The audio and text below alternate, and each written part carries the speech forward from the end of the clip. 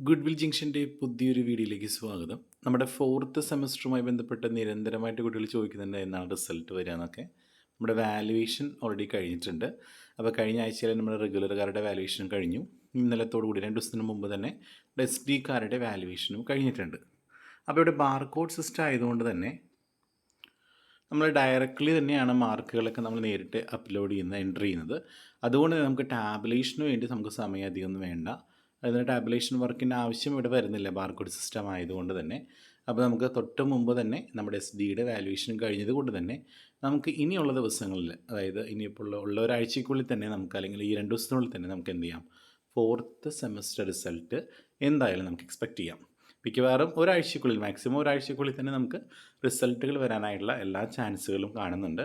കാരണം വാല്യുവേഷൻ എല്ലാം കഴിഞ്ഞു, മാർക്കെല്ലാം അപ്ലോഡ് ചെയ്ത് കഴിഞ്ഞു. അപ്പോൾ ഇനി എപ്പോൾ വേണമെങ്കിലും നമുക്ക് റിസൾട്ട് വരാം കേട്ടോ. അപ്പോൾ എല്ലാവർക്കും അടിപൊളി റിസൾട്ട് ആവട്ടെ. Okay, thank you.